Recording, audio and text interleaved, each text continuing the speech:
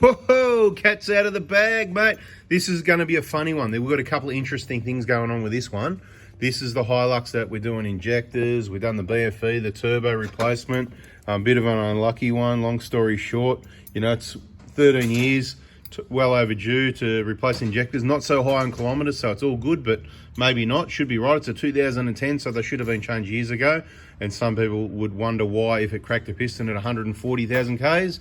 And these are the sorts of reasons why. Don't believe me, it's Toyota's information, well documented by themselves, about wrong combustion and injectors causing the wrong combustion, which is why pistons crack. They try to make the pistons stronger. They made the injectors better, all that sort of thing. Bada bing, let's not go on about that.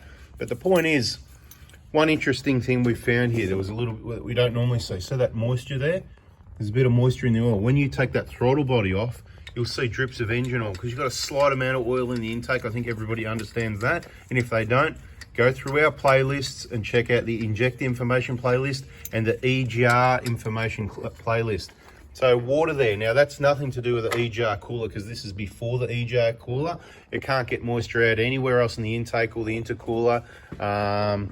You know, there was a problem with the turbo. Look, I'm just going to say, because it's been sitting around low Ks, probably a bit of moisture, right? But once we get the cover off the engine, excuse me, that could tell a story. But I just want to tell you another funny story. So the client's gone, oh, you know how we say in video, oh, just, you know, excuse me, I'm getting a bit excited. You know, key rings and stuff. People like to have key rings, bottle openers, and these are pretty cool. Kaon.com.au little 7mm plates to have on your key ring, right? But he's only acquired the vehicle just recently. And this is what I say. Thousands and thousands of people have used these things, right? DIY style. And it goes in at this side at the start of the EGR cooler is where it's meant to go, designed to go. Let's go to the bench though and have a look. We just pulled this EGR off. You can just have a look in there, how well it even works there. Look how clean that is, right? But at the end of the day, it's lucky it's not causing problems because it's in the wrong spot. Let's go and have a look. All right, have a look at this. Look what we've got. It looks like a plate with a 7mm hole in the wrong spot. So apparently you can put it there and get away with it. It's not what I'd be doing anyway. It's not what I do, not what I recommend. And look at the tiny little hole. People say, oh, but won't the hole block up? Check out those playlists. I've said it won't block up if it's at the right end. See at this end here? Of course it'll block up here because this is where the exhaust gases are coming up from the EGR cooler up into there. And you've got in here, you've got that very light amount of oil from your intake. So what's going to happen right there when that valve opens, you're going to have oil and soot. That hole's going to slowly block up and you're going to end up eventually with a P0400, okay? So obviously we'll remove that and clean it all up and whatever, and I think the owner's going to put the plate in at the other end, whatever, wink, wink, you know what I'm saying? Anyway, whatever. You know, we could accidentally put this one back in the right spot. Anyway, you know what I mean? So, yeah, look at that. Bada bing, bada boom, and there could be more surprises on this one yet. Stay tuned. So, yeah, interesting anyway. I mean, look, you got that. So, look, what I would say at this point is whenever you see something different like that, you know, that cream is a bit of water with the oil, right? It's normally a bad sign. But have a look at this thing. Look how clean this is. So he's just purchased this. It would have just had standard service, I reckon. Why is it so clean? Well, that plate would have been having an effect on keeping the engine oil heaps cleaner. We explained that in our injector information and EGR information playlist. I'll just run through it really quickly, right? So if you've got filtered air coming from the air filter, nice and cool through the intercooler, into the intake, into the engine, beautiful. You've got max power, clean air, happy days, clean combustion because it's clean filtered air, right? Now, if you've got an exhaust gas recirculation system, that's what this is, where the exhaust gases go through a port in the head, through the EGR cooler, and then they come out that hole right there, yep, and they mix in the intake. And you've got all that dirty black soot going back into your intake. After, yes, with all your cold filtered air, they're putting hot, dirty crap and gunk. It's just ridiculous, isn't it? Like, what a dumb idea. It's just so stupid. Anyway, that's what they do.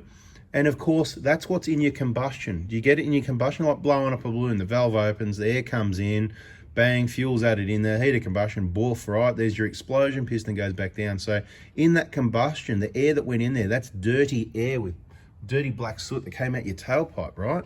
And depending how dirty it is how clean your injectors are. So there's all these contributing factors to everything that happens with an engine. They all affect each other. So something to think about.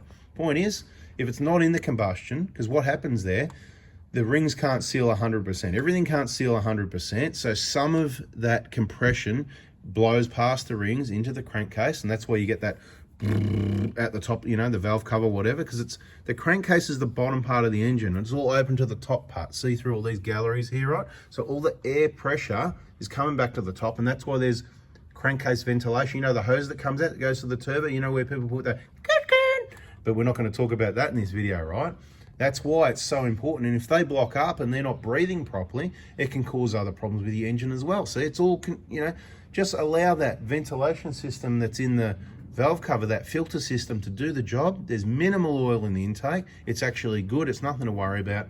But the point is, I'm trying to make here is, if it's in the combustion, that black stuff blows past the rings, and that's what makes this oil go black. And this oil's pretty clean. It's just a bit brown. You have a good look at it, right?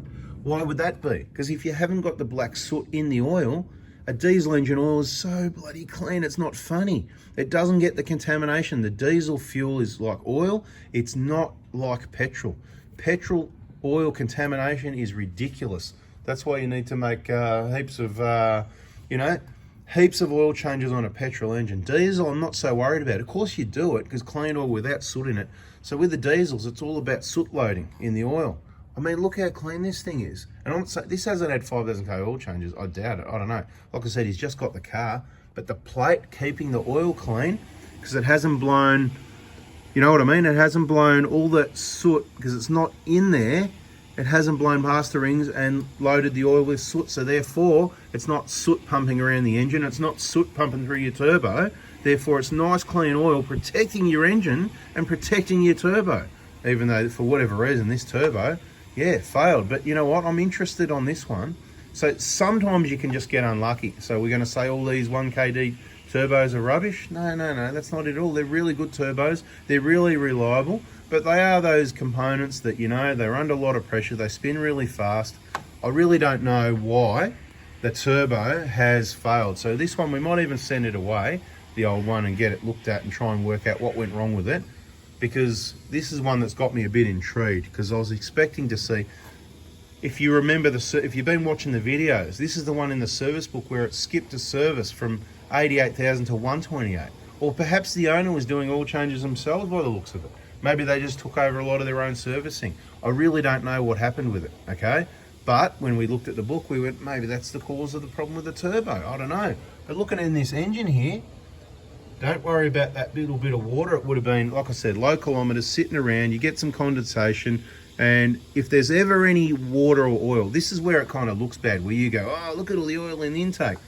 Where these socks join on here to the intercooler or the pipe on a 150, whatever it is, you've got a rubber sock and a bit of pipe, you know, in between. So where that boot or sock or duct, whatever you want to call it, is joining the two together, there's a little gap in the middle where the oil's going to sit, because it's, you know, it's coming up, so it sits there. When you pull it off, you go, oh, look at all the oil. No, that's where all the oil is. That is all the oil. That's it, you know. So wipe that off and Bob's your uncle. But this one, we didn't wipe, because I wanted to make a point of it to say, in case you come across this, certainly investigate while you're working on the vehicle. But my conclusion is not to worry about it, because it's nothing, right? You can see clearly in the engine. You can see clearly, well, you can't see much in the coolant, right? I'll tell you why you can't see anything in there. Like I said, we're doing a BFE job, but it was all clean. Anyway, that's about all I've got on this one. A few interesting things there. And yeah, watch that fuel pipe contamination. If you pick up one of these vehicles and you don't know the history of it, it's very important to know the service history. And when it comes to the diesels, it's not so much the oil changes, it's more the injector changes and stuff like that, for the obvious reasons where people don't understand these vehicles and the wrong maintenance has occurred, or perhaps the right maintenance that was wrong, and that is removing the fuel pipes every 40,000 Ks, because the valve clearances won't be out now and they won't be out in 200,000 Ks. So you don't really need to check them. So the time to check them is when you replace the injectors, no other time. Do not take off the fuel pipes. Contamination risk is way too high. Bada bing, bada boom. Hope you learnt something. Catch you on the next video. If you subscribe and turn the bell on and hit the like button if you like this one. See ya.